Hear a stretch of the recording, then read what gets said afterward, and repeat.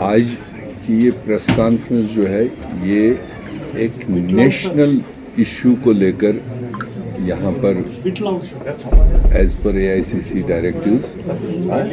AICC directive ये पूरे देश में कांग्रेस पार्टी की तरफ से ये प्रेस कॉन्फ्रेंसेस का आयोजन हो रहा है। इससे पहले लगातार 22, 23 और आज तीसरा दिन है, तो देश के तमाम हेडक्वार्टर्स पर तो है ही, मगर बाकी ज़िला हेडक्वार्टर्स पर भी पिछले 3 दिन से लगातार प्रोटेस्ट्स हो रहे हैं, मार्चेस हो रहे हैं और मेमोरेंडम सबमिट किए जा रहे हैं जो राष्ट्रपति के लिए हैं थ्रू डिस्ट्रिक्ट मजिस्ट्रेट्स। और आप सब जानते हो कि लगातार कांग्रेस पार्टी ये सवाल उठा रही थी कि भारतीय जनता पार्टी का टारगेट है कि जो हमारा आईन है, जो हमारा कॉन्स्टिट्यूशन है, जो हमारे पूर्वजों ने हमें दिया है, और उस कॉन्स्टिट्यूशन को बदलने की उनकी नीयत भी है और उनका टारगेट भी है। आप अगर थोड़ा पीछे जाएंगे, अभी जनरल लोकसभा इलेक्शन हुए और तमाम देश ने सुना कि जब बीजेपी के लोगों ने खुलेआम कहा कि हमें 400 सीटें चाहिए क्योंकि हमें देश का आईन बदलना है, इस कॉन्स्टिट्यूशन को बदलना है, तो उसके लिए उन्होंने 400 सीटों का टारगेट लेकर चले थे।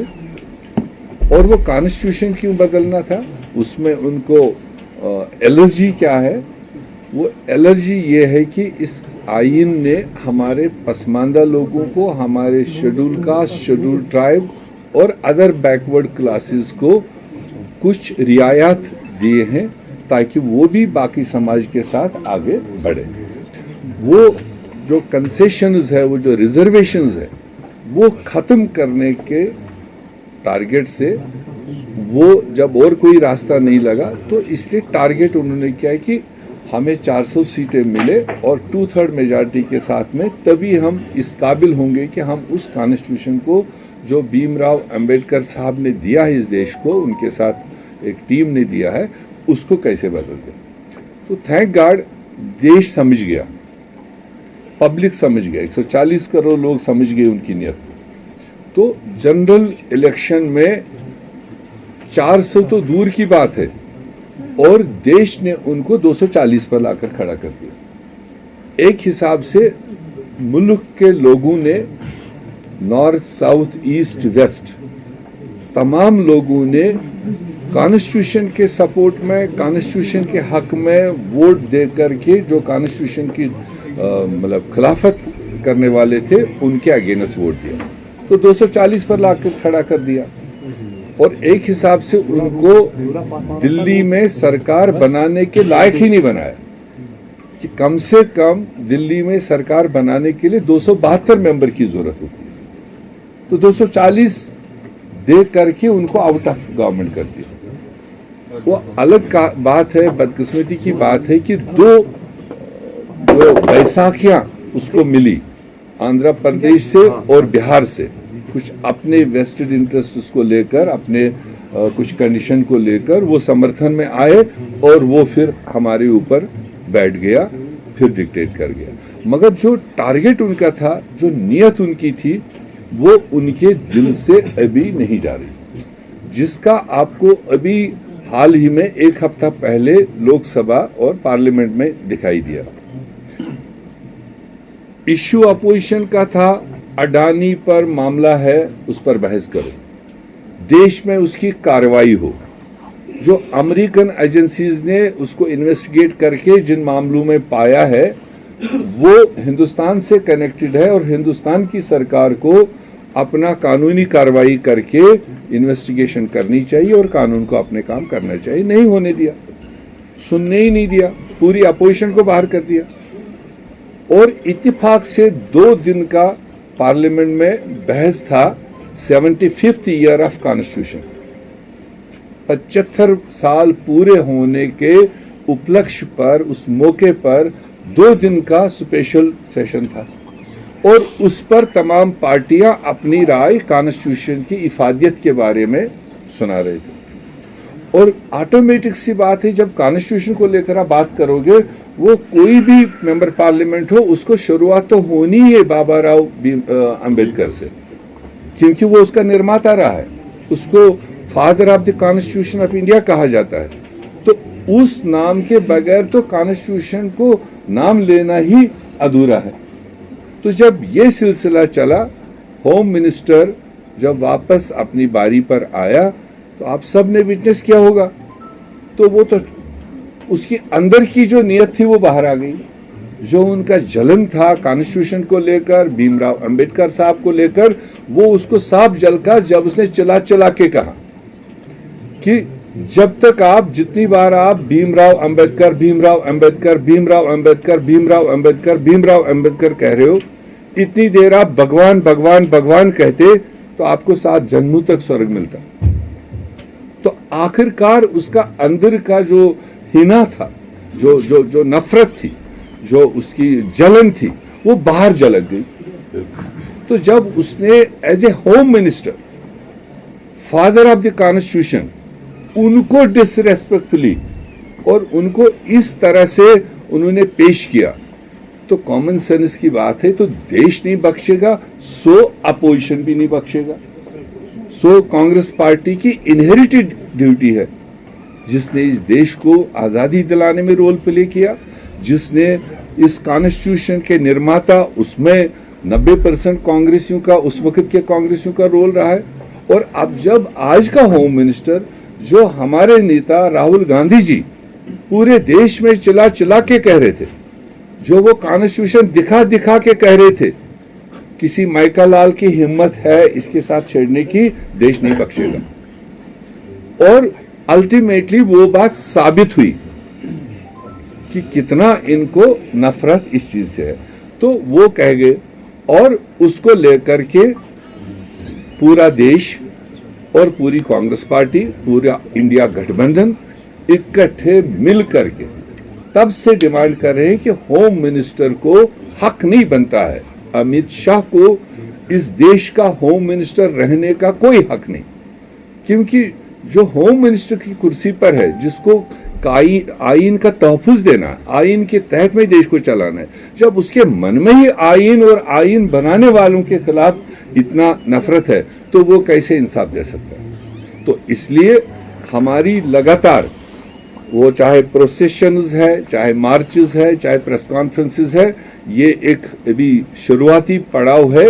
और पूरे देशव्यापी हमारी डिमांड है कि अमित शाह जी को देश का होम मिनिस्टर रहने का कोई हक नहीं है, कोई अधिकार नहीं है, और उसको इस्तीफा भी देना चाहिए, या राष्ट्रपति हमारी जो है उसको अमित शाह को बर्खास्त करना चाहिए, और उसके बाद भी उसको देश को माफी मांगना चाहिए। ये 2 हमारे मुद्दे, कि वो डिजर्व नहीं करता है होम मिनिस्टर ऑफ इंडिया, इस्तीफा देना चाहिए उसको, या इस्तीफा लेना चाहिए उसको, और देश से माफी मांगना चाहिए।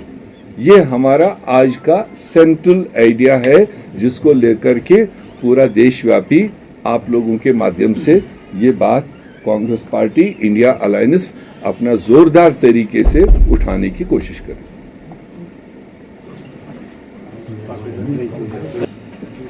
तो ये तो सारा, वो तो जमहूरियत का गला घोंटने वाली बातें हैं। और ये इतना बड़ा विशाल देश है, अभी तो बिल पार्लियामेंट में आई, जेपीसी बैठी है उस पर। हमें पूरा भरोसा है कि जिस तरह का देश है, जिस तरह की हमारी जमहूरियत है, आप कैसे इसको करोगे कि अगर कोई असेंबली कल बनती है और साल भर बाद वो माइनॉरिटी में आती है, सरकार टूटती है, क्या 4 साल कोई स्टेट विदाउट कोई गवर्नमेंट रख सकते हो? ये तो जम्मू कश्मीर पर आप तजुर्बा कर सकते हो, मगर रेस्ट ऑफ द इंडिया में तो कोई नहीं मानेगा। कोई पार्लियामेंट कल 27 में इलेक्शन होता है, किसी की मेजॉरिटी नहीं आती है, हंग होता है, पार्लियामेंट को डिसॉल्व करना पड़ेगा, तो फिर दोबारा चुनाव में ही तो जाना है। वही तो एक रास्ता है। आपकी पंचायतें हैं, आपके अर्बन लोकल बॉडीज हैं, वो कई जगह माइनॉरिटी में आती है, टूट जाती है, या सरकार कोई स्टेप लेता है, सरकार को कोई मजबूरी होती है। तो दिखता तो नहीं है कि ये पॉसिबल है, बट अब आगे जो उस पर जेपीसी बैठे, जो एक्सपर्ट मेंबर पार्लियामेंट उस पर बैठे, उसका देखेंगे कि वो एक्सपर्ट रिपोर्ट क्या देंगे वापस, वो बाद में। मगर नीयत इस भारतीय जनता पार्टी की देश के लोगों के लिए सही नहीं है। ये कुछ दूसरी पॉलिसी सोच के चल रहे हैं। कैसे तक कल के प्रोटेस्ट का ताल्लुक है? कल आजकल थोड़ा फैशन भी हो गया, अदरवाइज तो ये हमने दिल्ली तक खबरें सुनी, दूसरे स्टेटों तक खबरें पहुंची। मेरे ख्याल से वो जिम्मेदार मेंबर पार्लियामेंट है किसी जिम्मेदार पार्टी का, आज की रूलिंग पार्टी का, और उनको चाहिए, अगर उनके मन में या उनको लगा कि इन नौजवानों का कोई सही मुद्दा है, तो वो तो 5 मिनट की डिस्टेंस पर है, चीफ मिनिस्टर उनके डिस्पोजल पर है, पूरी काबीना उनके डिस्पोजल पर, पूरी क़यादत है। तो बजाय इसके कि हम सीधे सड़कों पर आए और खाली कैमराज को दिखाने के लिए, अगर जेन्युइनली उनके पास उनकी अंडरस्टैंडिंग में कोई चीज़ है तो he should discuss it within the party, within the government. When they tossed the coin with other side, like हिंसा भी थे, इल्तिजा भी थी, बाकी लोग भी थे। वो आजकल मैं उस पर टिप्पणी नहीं करना चाहता हूँ, मेरा एक मौजू है यहाँ पर। सर ने कहा कि सियासत नहीं करेंगे, बात करेंगे स्टूडेंट्स की। आपको लग रहा था कि सियासत है? अब देखिए, एक तरफ से सुप्रीम कोर्ट की रूलिंग है और उसको पूरा देश फिलहाल फॉलो कर रहा है।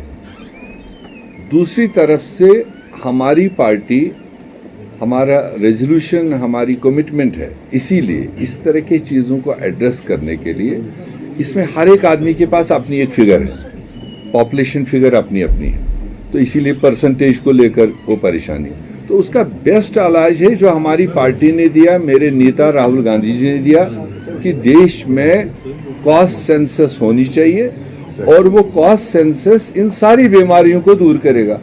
तो देयरफॉर मैं तो यही अपील करूंगा कि हमारी रियासत में, हमारी सरकार में, यहाँ डिमांड भी वो पेंडिंग है। यहाँ अभी पता ही नहीं है कौन कितने परसेंट में है, हाइपोथेटिकल है सारा। मैंने कई केसेस ऐसे देखे, वो एसटीपी सर्टिफिकेट लेकर जेब में घुमा हुआ, पहाड़ी भी लेकर घुमा हुआ, ओबीसी भी लेकर घुमा हुआ, जनरल भी लेकर घुमा, एक आदमी। तो ये तो मतलब मेस है। तो उसका ही इलाज, वही चीज राहुल गांधी जी ने कहा कि अगर किसी कोई इंसान बीमार है, पता ही नहीं चल रहा मुझे बीमारी कहाँ है, मैं बीमार हूँ, तो उसका बेस्ट ट्रीटमेंट है MRI करो।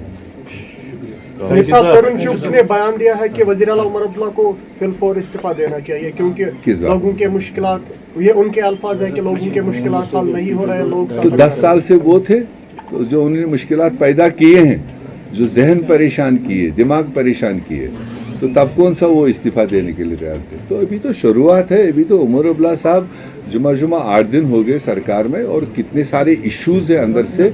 मेरे ख्याल से किसी भी राजनेता को, किसी पार्टी का अभी थोड़ा सा टाइम देना चाहिए उनको, ताकि वो चीज़ों को, और अभी तो स्टेट भी नहीं है, तो डिमांड तो स्टेट की है।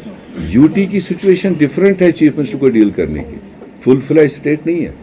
तो वो तरुण चुग को समझ आना चाहिए, स्टेट तो वो लेकर बैठे हैं दिल्ली में।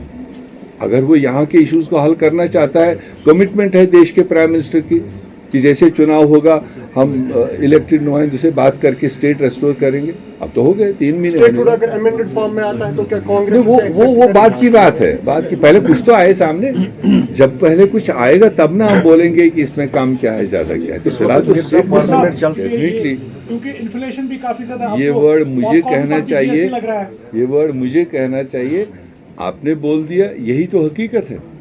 वो रियल मुद्दों से भागने के लिए जो देश के कंसर्न है, जो बेरोजगारी के कंसर्न है, जो महंगाई के कंसर्न है, जो डेवलपमेंट के कंसर्न, उसको तो कभी भारतीय जनता पार्टी, उनकी सरकार बहस होनी नहीं देती है। कंस्ट्रक्टिव बहस तो करती ही नहीं है। वो तो इसी तरह के शगुफे पैदा कर करके देश को दूसरे रास्ते में ले जाता है। ये हमने उनके चुनाव में भी देखा कि जहाँ पर उनको जो अकाउंटेबिलिटी है, 11 साल उनको हुकूमत में हुए, किसी भी रियासत में जाएंगे, ये कभी नहीं कहेंगे कि हमने इस रियासत के लिए ये किया, ये किया, ये किया, ये किया, या हम करने जा रहे। नहीं, जिस रियासत में जाएंगे, जहाँ चुनाव में भी, आप दिल्ली में देख लीजिए, कोई बहस नहीं होगा। एक हिसाब से वो सेंट्रल के कंट्रोल में ही स्टेट है, तो उनकी जवाबदेही है वहाँ वोटर से। मगर वो जवाबदेही नहीं होने देंगे, वो उड़ती वो पतंग घुमाएंगे ऊपर से, और रियल चीज़ को बहस नहीं होगी।